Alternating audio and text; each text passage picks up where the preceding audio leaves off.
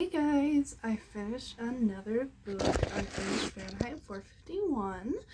So let's talk about it because I personally thought this book was okay.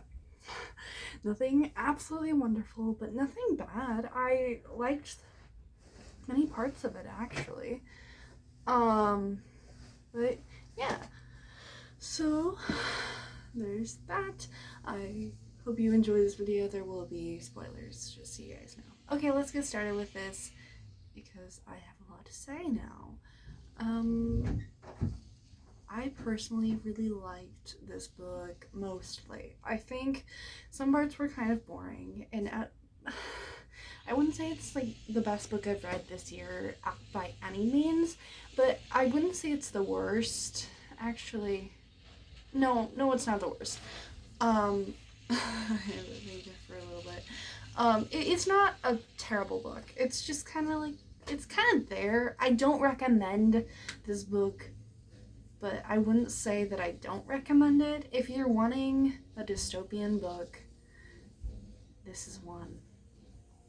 It's there. It's a short read. It's 158 pages, at least the copy that I read from, and it wasn't very long. It was a very quick read. I did it in about 2 weeks. And yeah, I like most of the characters. And although it's kind of a formulaic story of, oh, they burned all the books and now the guy just finally wakes up and understands that society is bad. It's not awful, but it is kind of, it's not the best. I do think Montag is a pretty good character. He's not bad. He's just kind of there. Mildred and her friends are just kind of there. Clarice is just kind of there. Faber is just, or Faber, whatever you want to call him, is just kind of there. They aren't awful by any means, but I'm just kind of, it's just kind of,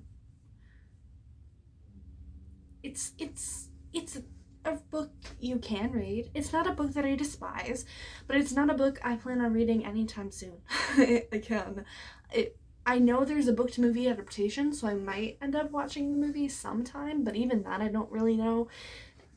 I'm not angry that I read it, but I'm not happy I read it either. The plot is pretty interesting, and the overall story is done in a enjoyable way. It's just nothing really reaches out to you and you're like, oh my goodness, this is amazing. The writing style is okay, the characters are okay, the story is okay.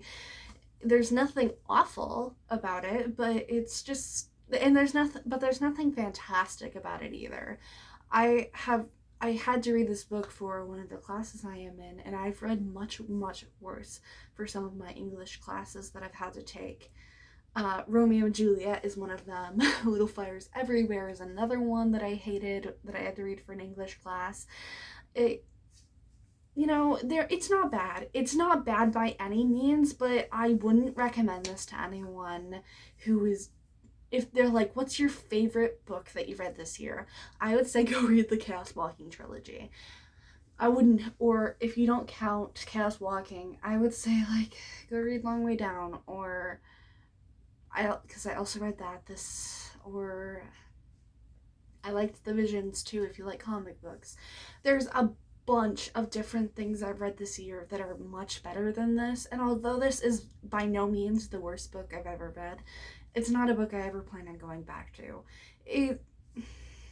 The whole dystopian about how they're burning books and everything that Montag goes through and how he wakes up and he becomes a reader, and how it destroys his relationship with Mildred, his wife, and how he understands he doesn't even really love anything and just kind of goes through the movements and doesn't really understand why, or he doesn't feel anything or think about anything. It's done in a fun and exciting way, but it's nothing amazing. So if you're looking for a book that it's amazing, this isn't the one for you.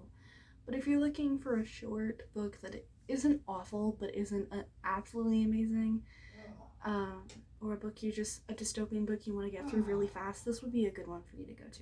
So I'm going to end the video here. I hope you're having a wonderful day. I hope you enjoyed this video. I love you 3000, and please stay safe. Bye guys!